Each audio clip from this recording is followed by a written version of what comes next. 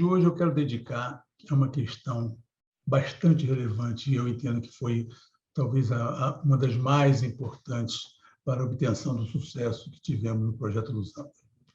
Na verdade, o Projeto Luzamba é um dos meus referenciais com relação a esse aspecto que vou abordar aqui, da gestão de pessoas. Mas, na verdade, Angola, o tempo de Angola, o tempo de África, e de uma maneira geral, mas particularmente Angola, foi o tema que mais relevância teve para mim, mais aprendizado trouxe para mim, mais conhecimento com relação ao trato com as pessoas representou para mim. E o Projeto Luzamba, como o primeiro projeto que estive envolvido, é o que nós estamos falando agora, e sobre ele eu vou aproveitar para poder abordar com mais detalhe. Sem desmerecer, evidentemente, nós vamos falar sobre as outras áreas de atuação, como geologia, metalurgia e tudo, mas eu penso que esse aspecto de gestão de pessoas foi realmente algo diferenciado no processo de aprendizado, no processo de obtenção de resultado através das pessoas. Né? Pessoas essas com culturas totalmente diferentes, com formas de enxergar as coisas diferentes, e, portanto, nos forçou, nos obrigou, nos fez criar formas de, com elas, interagir para que, efetivamente, a sinergia necessária, a obtenção de resultado fosse possível.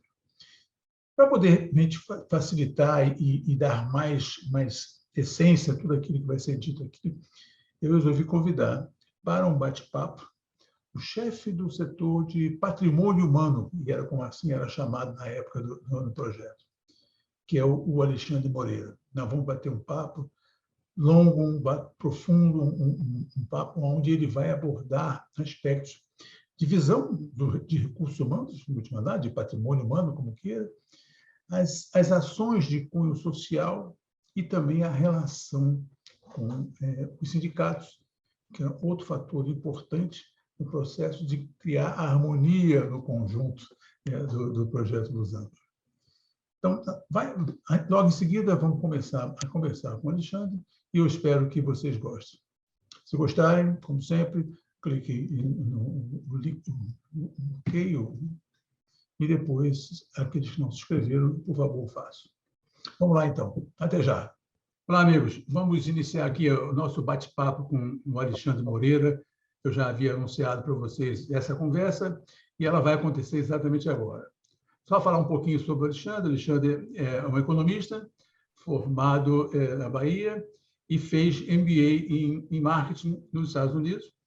E para poder ir para Luzamba, ele antes estava trabalhando no Equador, ainda pela Odebrecht, e com bastante sucesso lá naquela terra, e foi aí convocado para esse desafio, que é exatamente nos ajudar a vencer todas essas dificuldades que tínhamos no processo de gestão de pessoas, né? de aproximação com a comunidade, e ele como responsável por essa área. O Alexandre tinha um título muito bonito, era chefe do setor de patrimônio humano, era um nome que foi criado na Odebrecht, e eu gostava muito desse nome, acho que tem tudo a ver, patrimônio humano. Antes era departamento pessoal, né? Depois virou recursos humanos, e patrimônio humano eu acho que é o que mais espelha a verdadeira função dessa área. Bom, então o Alexandre veio para nós, logo no início do projeto, e desenvolveu uma série de trabalhos voltados a criar essas condições para que as atividades pudessem fluir de forma tranquila na relação com aquela sociedade, com aquela cultura, com aquelas adversidades no que diz respeito à percepção dos direitos e deveres de cada um. E esse trabalho foi um trabalho muito interessante. Acho que foi uma das áreas mais relevantes do projeto, independente daquilo que foram as atividades técnicas de geologia, de metalurgia, seja lá o que for, que foram todas muito bem feitas, mas essa condição de criar harmonia na relação com aquela comunidade foi um trabalho fundamental para que a gente pudesse ter a condição de desenvolver nossas atividades, independente dos aspectos de guerra, que aí é outro problema, né? Mas que, efetivamente, essa relação com a comunidade, a percepção deles do nosso papel dos nossos objetivos tinham que ser feitos de uma forma bem objetiva, e era essa a função aí do nosso amigo Alexandre.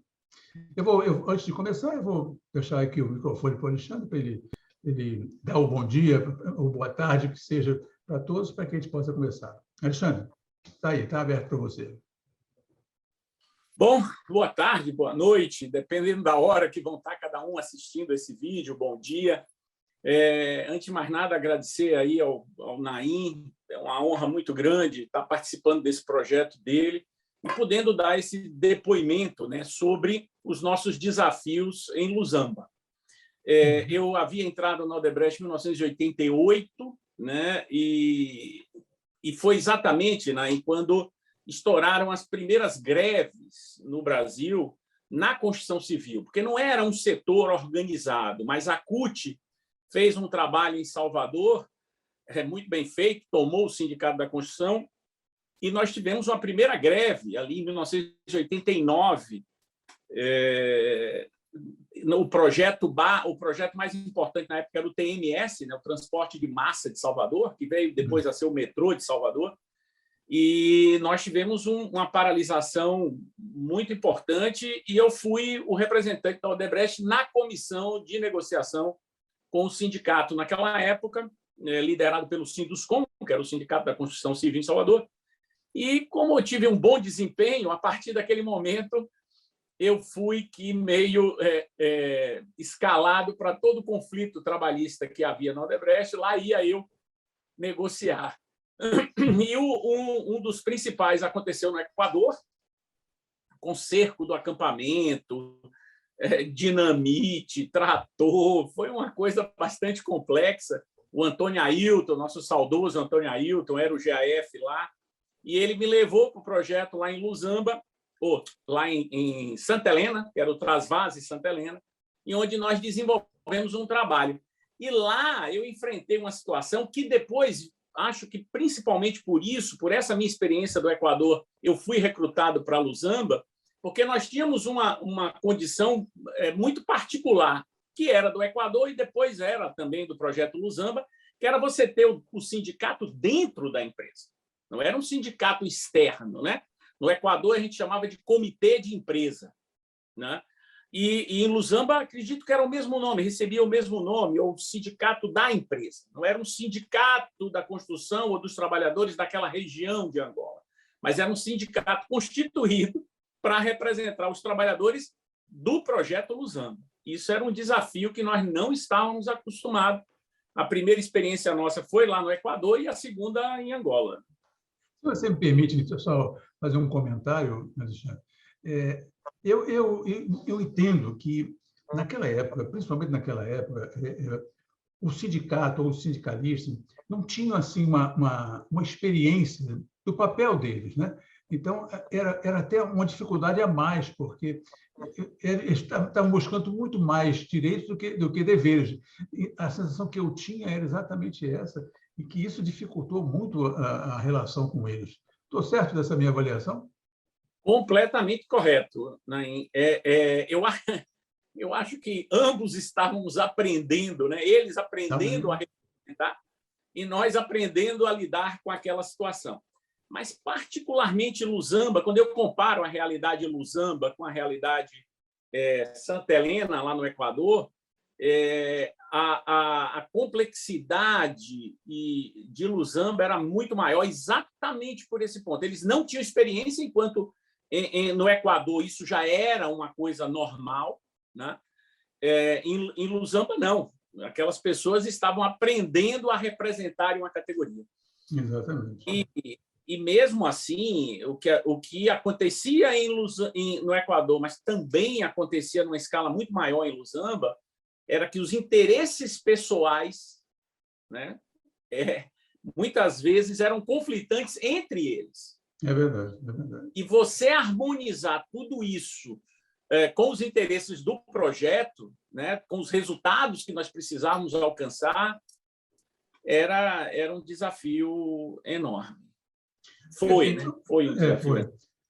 Alexandre, um dos objetivos desses vídeos que nós estamos gravando aqui é exatamente deixar As pessoas que nos ouvem, não necessariamente aqueles que vivenciaram Los Angeles, porque, de alguma forma, participaram e conheceram essas nossas atividades, mas principalmente aqueles que não vivenciaram, mas que, eventualmente, estejam, nesse momento, ou estarão mais na frente, participando de alguns outros desafios que guardem alguma similaridade com aquilo que nós enfrentamos. Então, onde é que eu estou querendo chegar? Eu queria que você pudesse deixar aqui nesse nosso vídeo um pouco de informações com relação a ações. Por exemplo, isso você acabou de falar com relação ao sindicato. Quais foram as suas estratégias? Como é que você conduziu isso para que realmente a gente pudesse conviver com harmonia, ou pelo menos com uma certa harmonia, com o sindicato? O cerne, né, o miolo da estratégia, né, de uma relação trabalhista, laboral, são dois pilares, né, em que você pratica, seja numa situação do sindicato dentro da empresa, ou seja, do sindicato fora da empresa, que é proximidade e comunicação. O sindicato não pode te ver como uma pessoa jurídica. Os membros daquele sindicato, eles têm que ter consciência de que eles lidam com pessoas. Essa impessoalidade é tremendamente danosa para você atingir os objetivos, principalmente os objetivos daquela empresa. Então, quem está à frente não é a Odebrecht ou Luzamba, é Alexandre, né? É Naim. A empresa tem nome, a empresa tem rosto, a empresa tem sentimento. Você precisa mostrar para o outro lado que do lado de cá não são números, né? Mas pessoas que estão, assim como eles, né? Engajados todos em atingir um objetivo que é comum, em última análise. Então, essa proximidade, e dessa proximidade, uma comunicação intensa e transparente, é o cerne, na minha opinião, de uma boa estratégia trabalhista, de relacionamento trabalhista. E isso nós praticamos. Agora, quando o sindicato está dentro da sua empresa, amigo, esse negócio tem uma intensidade que é muito desgastante. É muito desgastante. Ainda mais um sindicato com pouca experiência no trato dessas coisas. Né? Eu tive que mediar em conflitos entre eles de quase morte. Eles iam a meu trailer, né? Eu vi seu vídeo antigo, os caras, né? Aqueles home e tudo, que a gente ficava lá. 1h da manhã, eles iam lá, batiam no meu trailer, e eu tinha que ir atendê-los para mediar situações que nada tinham a ver, de certa forma, com o projeto em si. Mas existia uma relação de confiança. E eu não podia quebrar aquela relação de confiança. E era fundamental que assim fosse, né? Que se mantivesse, inclusive. No Equador, para você ter uma ideia, eu fui padrinho de pelo menos umas 3 crianças dos membros da diretoria do sindicato. Então, lá uns afilhados, deixei uns afilhados lá em Guayaquil, no Equador. Mas em Angola, também, como eu disse, foi o cerne, foi essa proximidade, mas ela cobra um preço. É uma dedicação quase total a esse. É verdade. Perfeito, muito bem. Agora, tudo falado, tudo negociado, tudo estabelecido, tudo isso era comunicado quase que em tempo real. Naquele tempo nós não tínhamos o WhatsApp, então nós tínhamos que fazer os comunicados para todos os trabalhadores do projeto. A coisa ficava transparente, não ficava nenhum mal-entendido, a comunicação chegava através de nós. Isso é outro aspecto muito importante nessa relação. Você tem que minimizar a comunicação direta do sindicato para com o trabalhador. Se a empresa fechou as condições, se foi feito um acordo, a própria empresa comunica a seus trabalhadores o que foi realizado. Tudo isso gera uma relação de confiança do sindicato para com a empresa e dos trabalhadores para com a empresa. Né? Eu me lembro que tinha alguns trabalhadores que mal falavam português, né? Às vezes tinha que falar no dialeto mesmo, né? Acontecia isso também, né? Agora me fale um pouco mais aí, um pouco sobre a estratégia de RH, né? de patrimônio humano. Pronto, né? patrimônio humano. É. Nosso desafio foram 3 pilares desse desafio. Você tinha essa questão da relação sindical, você tinha a questão da integração do projeto, ou seja, nós éramos, como você mencionou, 18 nacionalidades diferentes, com costumes, com alimentações diferentes, e com jeitos diferentes, né? E a gente tinha que integrar tudo isso. E nisso aí eu também acredito, nós, com toda a equipe de assistentes sociais, a gente conseguiu realizar esse trabalho. E, por último, a questão da capacitação da mão de obra local, que era uma coisa do projeto, uma exigência também, estava lá no nosso contrato, essa capacitação, mas mais do que isso, o interesse econômico do projeto era muito mais interessante nós capacitarmos essa mão de obra do que trabalharmos com expatriados a vida toda. Então, e nós, do projeto, tínhamos isso como um dos pilares da gestão das pessoas, né? Então, esses 3 pilares a gente conviveu. Com o sindicato, isso que eu já falei, uma proximidade, uma comunicação intensa, com todos os demais trabalhadores, como promover essa integração. Aí nós usamos a velha arma brasileira, né? A gente tinha ali muitos baianos, muitos cariocas estavam fazendo parte do projeto, 2 culturas brasileiras muito alegres, muito festivas, né? Tanto o carioca como o brasileiro. E numa reunião, como o baiano, e o brasileiro em geral, né? Mas particularmente o carioca adoram uma festa, adoram uma celebração. E eu me lembro numa reunião com a minha equipe, né, com as meninas, né, Conceição, toda aquela turma, e a gente disse, olha, vamos pegar a turma pela alegria, vamos pegar a turma, porque isso aqui já é muito sacrificante para todos que estão aqui, então vamos alegrar esse nosso ambiente. E a gente tinha um desafio particular com os ingleses de Mr. John lá, né, com aquele pessoal fechado, né, que se achava, para usar um termo moderno, e era muito distante de todos. Os filipinos também foram outros desafios de trazer esses filipinos um pouco. E nós aí começamos a celebrar os aniversários. Levantamos o aniversário de todo mundo, né? Estabelecemos um calendário, fomos ver como se celebrava um aniversário inglês, né? Como eles faziam lá na Inglaterra, na África do Sul, em cada país, né, desses, e aí bolamos essas celebrações customizadas, mas com a roda de samba brasileira, né, com o nosso parabéns bastante efusivo, e utilizamos, digamos, essa estratégia para nos aproximar das pessoas e fazer com que elas se aproximassem do todo, né? Estávamos ali todos juntos, com um objetivo comum, e tínhamos que nos dar as mãos, os desafios eram grandes para todo lado que você olhasse, e tem que estar todo mundo amigo, irmanado. Não somos mais inglês, brasileiro, filipino, aqui é a nação Lusamba. E assim tentou promover essa integração, né? Foi fundamental isso, né? Porque isso criou...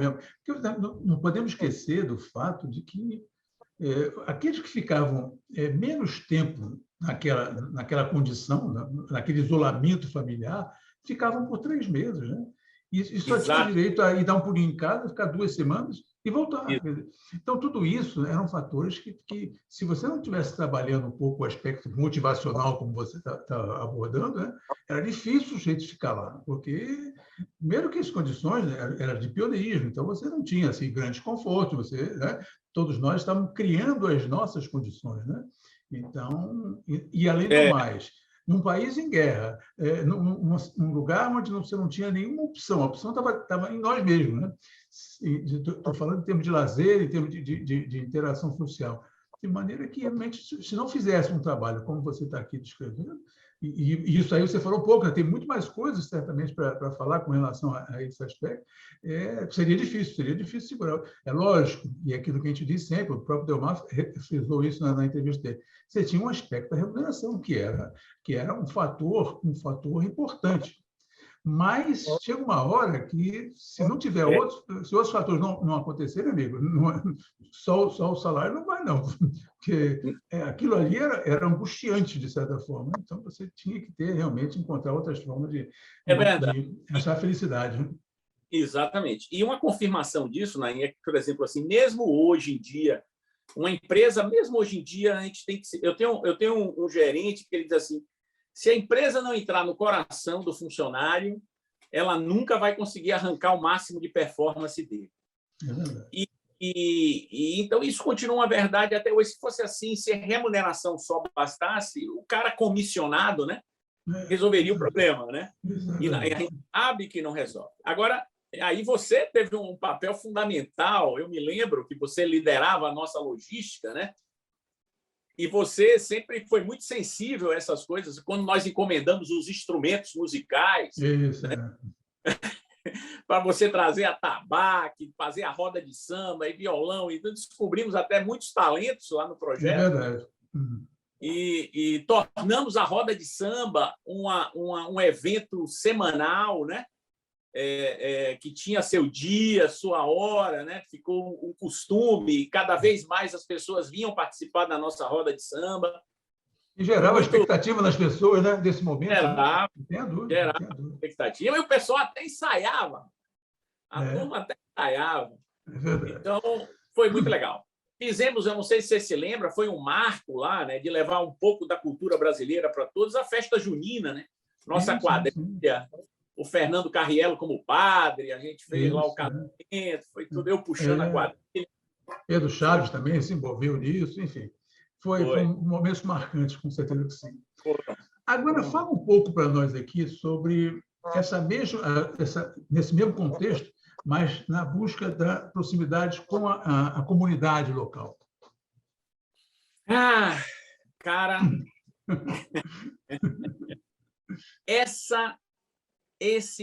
daí, eu diria que dos 3 pilares, né, da relação com o sindicato, do envolvimento, da integração das pessoas, principalmente pessoais de outras nacionalidades, a gente vinha evoluindo muito bem. Agora, da questão da capacitação da mão de obra, né, do desenvolvimento da mão de obra local, isso aí estava se mostrando um desafio hercúleo. Por quê? Você se chocava, né, com a cultura. Eu não queria usar uma palavra, mas era uma cultura que era uma cultura e toda cultura precisa ser respeitada, né? Não existe uma cultura melhor do que a outra, existem culturas diferentes, mas no que diz respeito a esses aspectos, as características da cultura local, para um ambiente de trabalho intensivo, né, com metas, né, aquela cultura nossa Odebrecht, não Odebrecht, mas uma cultura exigida pelo cliente, quer dizer, uma cultura não, um trabalho que o cliente exige metas, você tem que atingir, senão você não recebe. Então, a cultura local era um outro ritmo de pessoas. Eles não estavam acostumados com aquele grau de cobrança, né, que é inerente, não àquilo, mas ao mundo, vamos dizer, capitalista, ocidental, atual. Então, a gente tinha uma enorme dificuldade de obter. Eles desejavam ser capacitados, né? Eles se sentiam valorizados quando isso acontecia, mas eles não respondiam na mesma moeda de entusiasmo, de não, então eu vou ter que dedicar mais tempo, eu vou ter que abrir mão disso, eu vou ter que fazer mais aquilo, eu preciso ser mais sério, o trabalho agora ganha uma importância maior do que tinha, mas aí você conflitava com aqueles aspectos deles de que... Eu me lembro bem da morte, né? Você se lembra que a morte era celebrada durante uma semana. E a gente tinha que fornecer, inclusive, toda a comida. Fazia parte do acordo sindical, né? Até caixão também, né? O caixão, tudo a gente tinha que fornecer, mas levava uma semana de celebração, né? Celebrando a morte, né? Se é que a gente pode chamar da palavra celebrando, mas onde o funcionário se afastava uma semana, e os amigos e primo e não sei quem, eu digo, gente, mas tem um curso, tira uma horinha, você não pode interromper o seu desenvolvimento, mas aquilo era um valor cultural para eles muito forte, que atrapalhava, que eles não conseguiam equacionar, né? Na escala de valores deles, eles não conseguiam equacionar isso. É verdade. O volume de trabalho era uma coisa muitas vezes questionada pelo sindicato, que a gente trabalhava muito, não podia, porque tinha outras obrigações, que as pessoas tinham outras obrigações para com a família, para com os amigos, para com isso, para com aquilo. E muitas vezes a gente sentia que não era necessariamente isso, né? Eles se desviavam para fazer outras coisas que não tinham nada a ver com o que eles realmente alegavam como sendo. Mas estava difícil, esse aspecto estava difícil. A gente não estava atingindo as metas como a gente havia previsto de promover essa capacitação. Inclusive, eu me lembro que ali por volta de junho, julho, a gente já esperava, você falou muito do DGAN, né? Da construção civil, propriamente dita, né? E nós já esperávamos estar com carpinteiros, armadores, pedreiros desenvolvidos e não conseguimos esse objetivo. Tivemos que recrutar gente em Luanda, estrangeiros em Luanda, porque a gente não estava conseguindo desenvolver a mão de obra no tempo e na qualidade que a gente precisava. Então, essa do tripé, talvez esse foi o mais desafiador que a gente estava tendo. Agora, resta também dizer, a gente se concentrou muito quando eu cheguei, se eu não me engano, março de 92, né? O projeto começou em 91, não é isso, né? Isso, julho de 91. Quando eu cheguei, o projeto, a grande mobilização já havia sido feita, aí surgiu o sindicato dentro da empresa, né? E aí a necessidade de uma gestão mais próxima disso, foi por isso que eu fui chamado. O grosso do recrutamento já havia acontecido, então eu já peguei a parte do pós-recrutamento, né? E aí a vertente integração e sindicato, vamos ter que domar aqui o sindicato, domar não é a palavra, mas nos fazer presente com o sindicato, e depois a integração. E o terceiro pilar depois vinha, porque sem esses dois primeiros, o terceiro ficava muito complicado de você realizar. E aí, quando nós conseguimos equacionar essas outras duas variáveis, que a gente partiu mais profundo para a capacitação, né? E aí fomos encontrando essas dificuldades. Infelizmente, aí o projeto, o sonho todo foi interrompido lá pela invasão e tudo isso. Mas Alexandre, e a questão da comunidade, eu me lembro muito bem que existia uma série de ações de cunho social, as nossas ações sociais faziam um trabalho muito forte, né, de aproximação com os pais, com as crianças, com a escola, de uma série de ações que tornava essa relação com aquela comunidade mais leve, né? Fala um pouco sobre isso, por favor.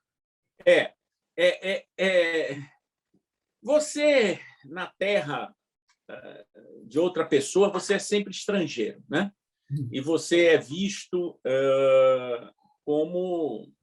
a princípio, como um explorador, né? Essa é a primeira impressão que todos vão ter de você quando você chega numa terra estranha. E a gente precisava provar às pessoas que nós não estávamos ali para explorar, nós estávamos ali para contribuir com o desenvolvimento daquelas pessoas, daquela terra, daquela região e daquele país. O trabalhador, você o tinha dentro da empresa, então você conseguia uma influência maior.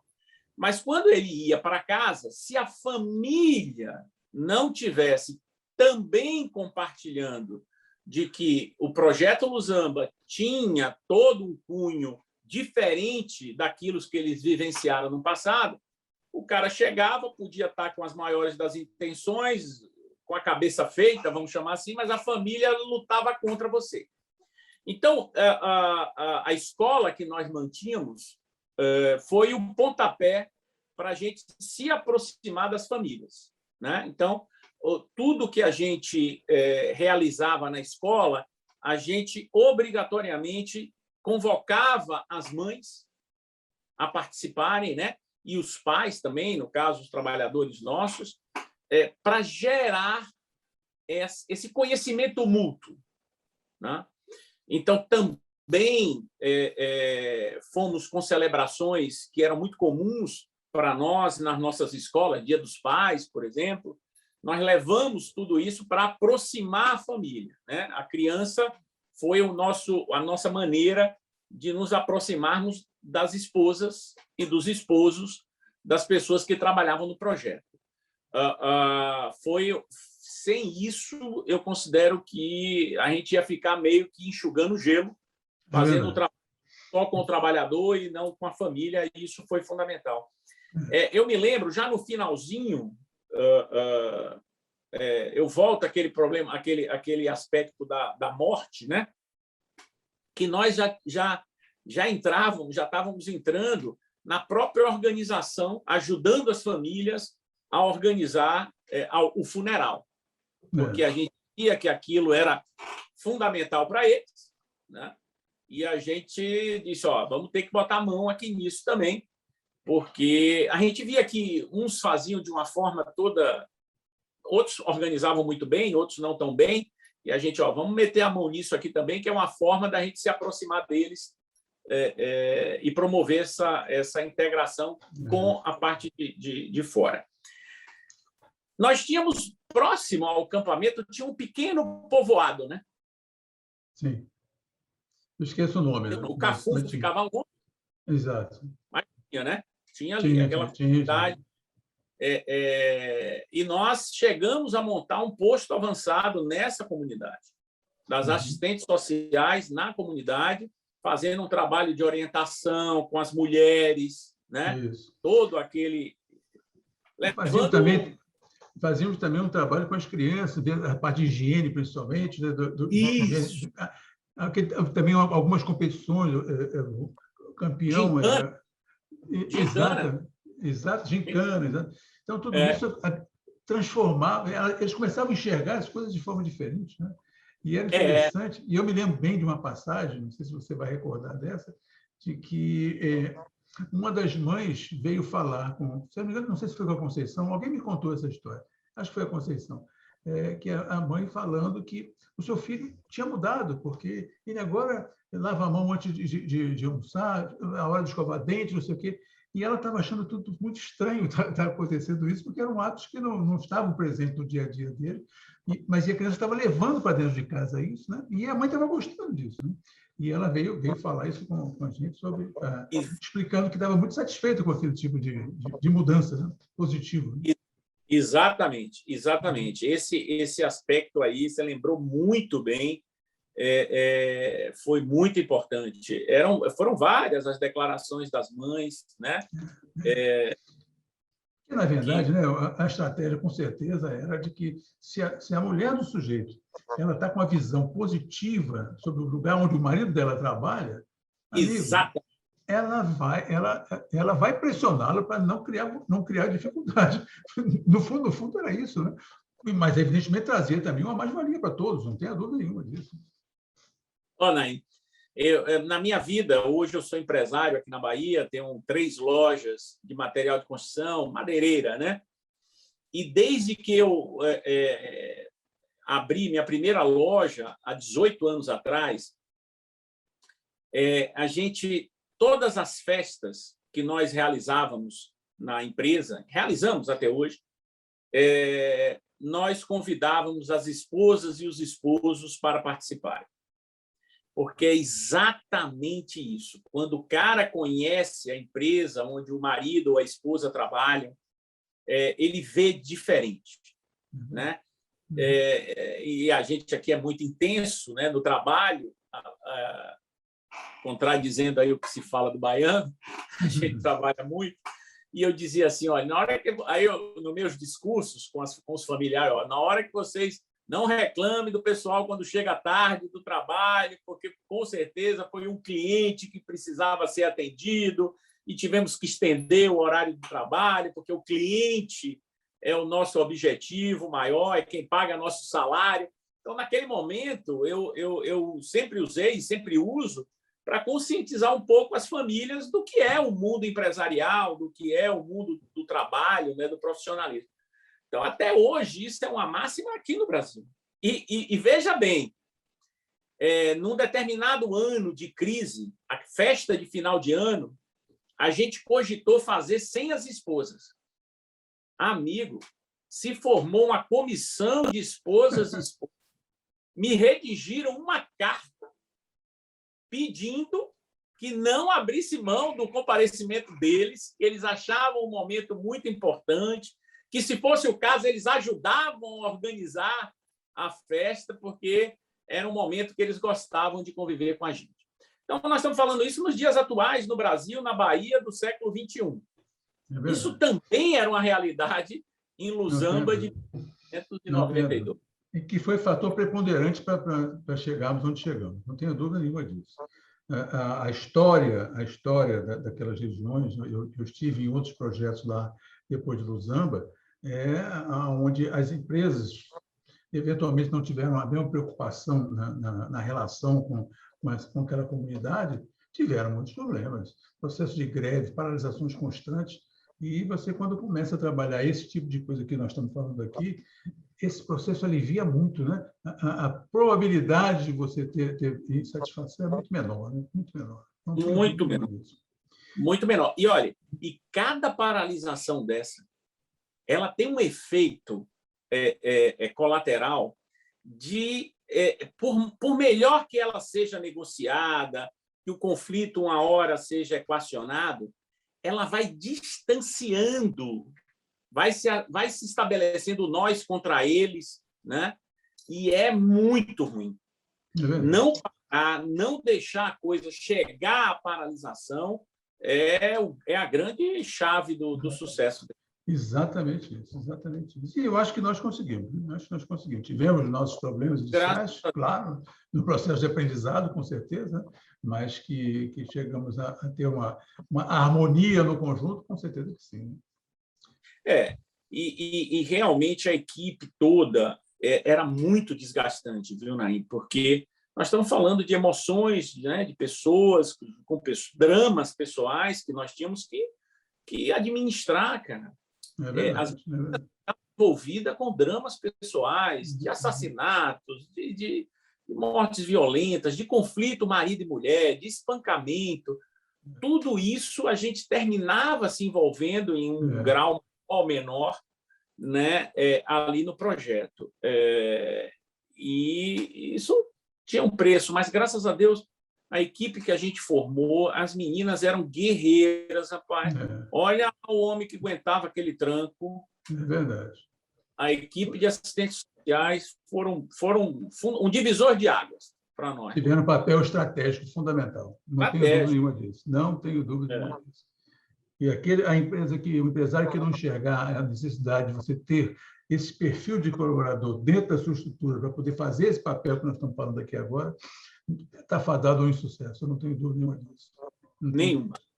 Os aspectos humanos ali continuam desafiadores, em que década for, em que século for, em que lugar for. É verdade. Amigo, olha, estou feliz da vida. Eu gostei muito da nossa conversa. Eu acho que, principalmente aqueles que estão precisando de receber algumas informações para conduzir o seu desafio, né? Tiveram aqui algumas informações fundamentais, estratégicas, e eu tinha certeza que assim seria. E quero agradecer mais uma vez a sua disponibilidade para poder bater esse papinho com a gente aqui. E eu tenho certeza que nós vamos poder falar mais uma vez lá na frente, porque temos um outro momento que você foi fundamental também, lá no finalzinho do projeto, né? Numa outra circunstância, que não vamos falar aqui agora, que eu vou pedir a você que tenha também essa disponibilidade para poder a gente marcar um encontro para conversar sobre como foram aqueles momentos. Tá certo? Estarei à sua disposição sempre, um prazer. Tá bom. O Zamba, para mim, foi uma grande escola, conviver com vocês. Eu cito você muito nas minhas, quando eu relembro os nossos desafios lá, toda a equipe, né? Toda a equipe, com certeza que sim. E ali foi um desafio do início ao fechamento, né? É verdade, é verdade. Nada foi fácil, né? Nada. Foi um grande aprendizado, com certeza. A escola, fizemos ali, valeu uns bons MBAs. É verdade. Eu acho que ninguém, quando eu conto minhas histórias, rapaz, do que eu aprendi em Luzamba, no Equador, as pessoas ficam assim abismadas e dizem: olha, isso não existe, faculdade, né? Tá, é isso mesmo. Alexandre, mais uma vez, obrigado. E em breve vamos voltar a falar. Okay? Dão as ordens. Um forte abraço. Obrigado. Prazer. Tchau. Valeu. Tchau.